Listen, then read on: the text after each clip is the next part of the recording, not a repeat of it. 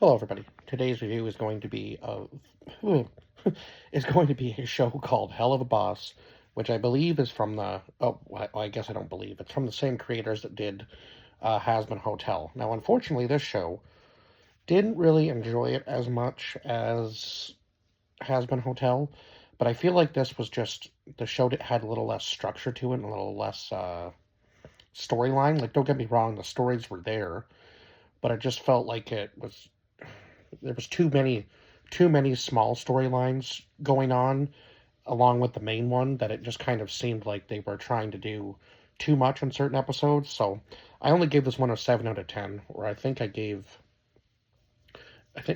Been Hotel, I think I gave it like an 8 or a 9. I can't remember exactly, but it was quite a bit, but I enjoyed it quite a bit more than this one.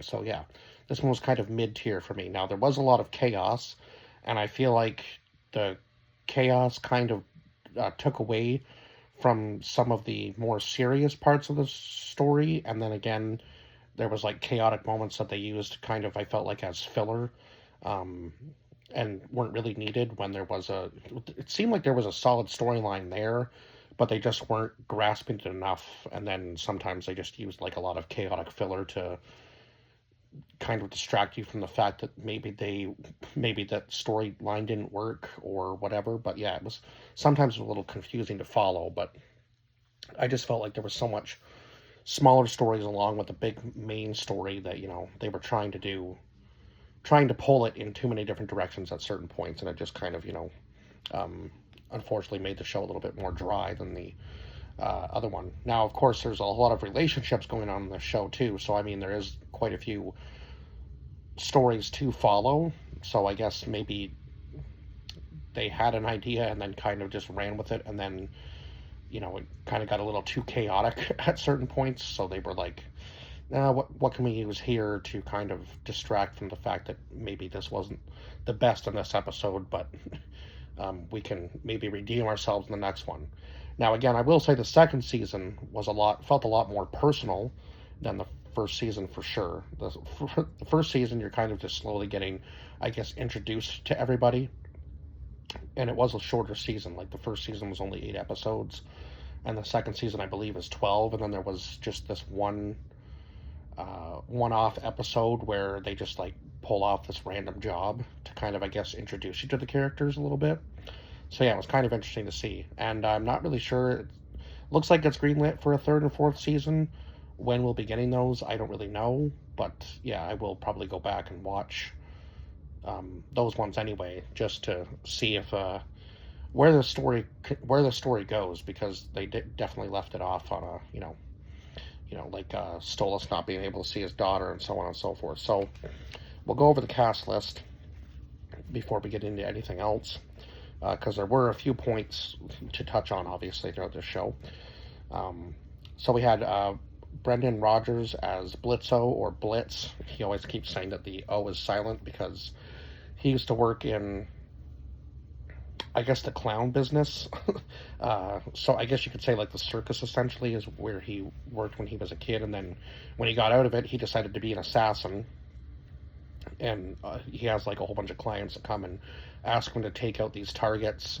And sometimes it was almost like they were just going and killing people just for the fun of it in some of the episodes. And maybe I was missing who their client was, but yeah, sometimes it just seemed like you were just getting like the tail end of whatever job they were doing. So it was kind of funny. But the one-off episode there where they faced a family of cannibals was probably the darkest episode I've seen. And then, of course, one of the guys calls the cops there. I think Moxie calls the cops, and then the cops just blow up the house anyway. So here he was trying to do something good, and then ended up just causing more damage. So yeah, we had Richard Steve Horvitz as Moxie, Vivian Nixie as Millie, Erica Lindbeck as Luna, who was Blitzo's adopted daughter, Bryce Pinkham as Stolas, Edward Bosco as Stryker, who was also like another assassin type dude. I think he was supposed to be like a serpent or a snake. So again, I was trying to guess like as to what each little demon was supposed to be. Now, the smaller ones were called imps, and then we had, like, Stolas, who was, like, an owl, but there was another name for him, too. Um, and he was higher up, like, he was royalty in hell, which is kind of interesting, kind of an interesting concept compared to, like, you know, I guess it was kind of similar to the Has-Been Hotel idea where everybody kind of had an owner. There obviously was like a higher power in hell in this one as well. So just a very different take on it, I suppose, as compared to like having an owner. You kind of had like the royalty and then the imps who were like the lower class, I guess you could say. So there was really no middle class as far as I was concerned. It was kind of like lower class and then upper class. So very interesting concept that there was no like middle class type people in hell. And then we had James Monroe Iglehart, I want to say is how you pronounce that name, as Asmodeus. Alex Brigham as Fizzaroli, but everybody just called him Fizz for short. And Barrett Wilbert Weed as Octavia, who was Stolas' daughter. So, of course, Stolas and oh my god, Blitz were in a relationship and going behind his wife's back and sleeping together. So again, not a great start. Obviously, there's a lot of like cheating going on in this show, probably on both ends, I would imagine. And then, of course, Stolas' wife wants him wiped out, so she hires Stryker to come in and try to kill everybody. And of course, Blitz and all of them get involved and keep fighting back, and it's just this constant back and forth. And then, yeah, at one point, even Moxie's dad gets involved, and we find out that Moxie was part of the mafia. So very interesting. And yeah, I guess the first real episode was, you know, the cannibal family where they try to pull off that hit, and it goes completely awry. And then the next big thing was like Blitz's first ex challenging him to a demon duel. So I guess she was supposed to be like a succubus, and obviously, if you know, you know. And so he challenges her that, you know, she can do her thing better than he can do his. Like, if he can kill more people than she can sleep with. I guess there's really no other way of getting around saying that, is there? That, you know, they'll prove who the better demon is. So he's always trying to form some sort of competition and not really caring about, you know, anybody else's feelings. And he's, you know, been around, I guess you could say. Obviously, there's this huge party held later on in season 2 for like completely hating Blitz for all of the wrongdoing he's done in like every relationship he's ever been in, because he always thinks he's leaving before it gets serious, but it might not have been serious for him, but it could have potentially been serious for the other person, right? So he doesn't really care about anybody else's feelings until the very end, and it starts to get a little bit more personal, right? And he's starting to realize that maybe he could be a little bit of a better person, even though they're in a bad place. It doesn't necessarily mean you have to be, you know, completely evil to the core. And I think that eventually these two universes, I guess, could potentially merge, because I'm not really sure if it's supposed to be in the same universe or this is like two totally different takes on like what hell could be. So I am interested if, you know, like all of these guys are eventually gonna find Has-Been Hotel and try to redeem themselves. It is interesting to see if that is going to happen down the road. And the biggest thing, I guess, was Blitz's relationship with Stolas being outed at Ozzy's, which was obviously Ozzy's, you know, club, Osmosius's club. And then, of course, we know the grimoire, Stolas' grimoire, is what they use as a passage to get back and forth between like the human world and hell. And yeah, then Blitz is doing business for Moxie's father, and yeah, then we find out that Moxie used to work for the mafia. And I believe at one point we find out that Moxie's mother was killed by his own father.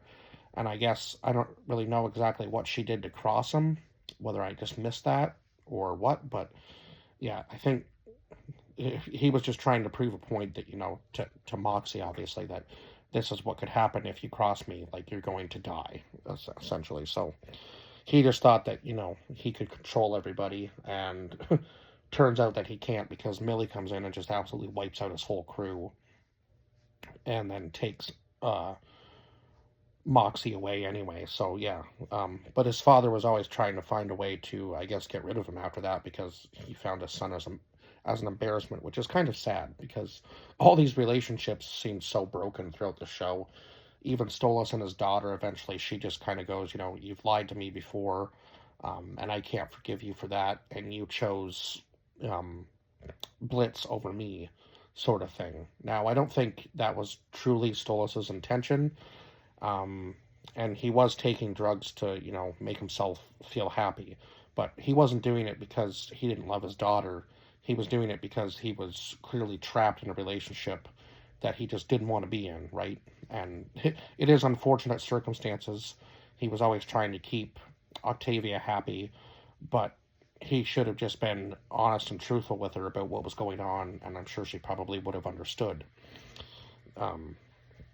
better than, trying to keep it from her behind her back, sort of thing, because it was like an obligation basically for him too to be in this relationship. So yeah, he didn't want to be there, but he was, and he was staying because of his daughter, obviously, because he didn't want to see anything bad happen to her. So he stayed even though he was miserable, which I think is a harder thing to do as a person anyway. Like, if you're not happy, it's going to reflect upon your kids.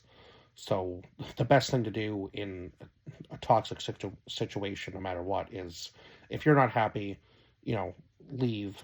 And eventually, when your happiness comes back, as your kids get older, they'll start to understand, like, maybe why you weren't wanting to stay in that situation. And I'm not condoning cheating.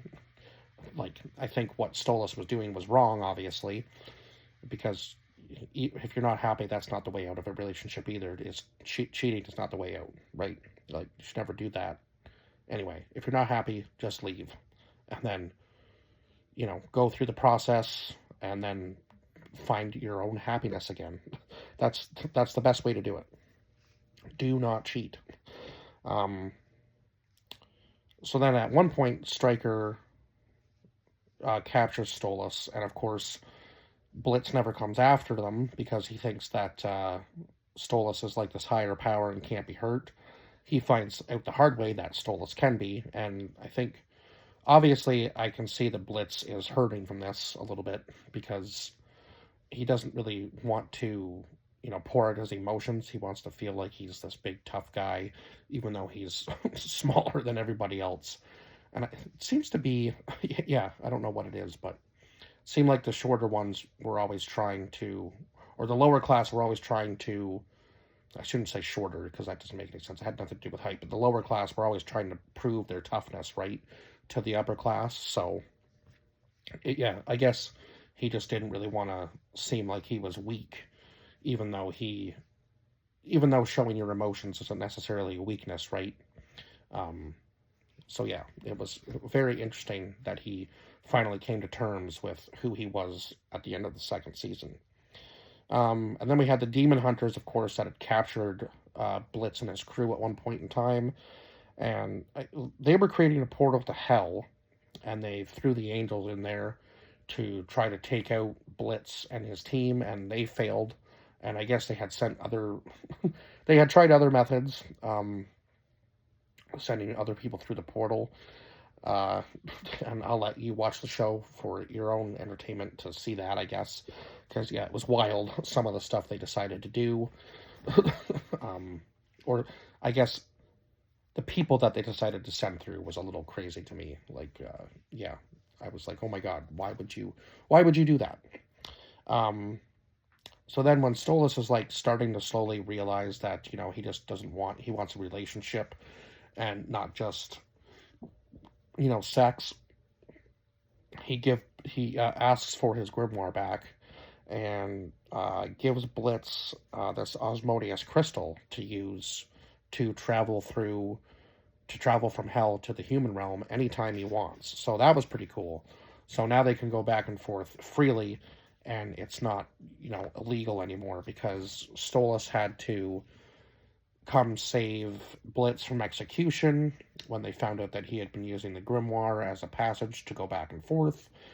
And then, of course, Blitz had to save Stolas when he was fighting to see his daughter. So, yeah, at least there was, some sort of conclusion, I guess, to that story, or that chapter, I suppose. But yeah, just there was a lot of other chaotic stuff, of course, that happened, like Blitz trying to save his friend Fizzaroli from this other guy who Fizzaroli looked up to when he was a kid, and he thought that that was his only way of proving that he was good enough. And again, that was kind of like a side story, as well as like Moxie's dad being in the mafia and trying to kill him as well. So again, there was a lot happening, and I didn't really feel like they did a good enough job of connecting those stories at the end. It kind of felt like they went back to the original between Blitz and Stolas and tried to close that chapter. So there are some chapters that we definitely need closed if they do a third season. Like, I think they need to focus more on Moxie's story, and yeah, get some more about Fizzaroli, because there's a background there, but yeah, he needs closure on a little bit more closure on his story too, I think, before we really, because they're all kind of like secondary characters, it feels like, to the main story between Blitz and Stollers. But yeah, I guess we'll see where they decide to take it. And definitely the action sequences, though, on the show were top notch, and there was a little bit more layered animation I found in this, like where the style would change slightly. It was subtle, but the style of the animation would change from time to time in the action sequences, for sure. So I think that was a little, maybe a step above compared to what Hazbin Hotel did. But yeah, as far as like story went, Hazbin Hotel is winning for me so far. And then the show definitely needs some closure in some chapters for me anyway. But yeah, I guess that's it. I will see you guys in the next review. 7 out of 10 if I didn't already say that. Bye bye for now.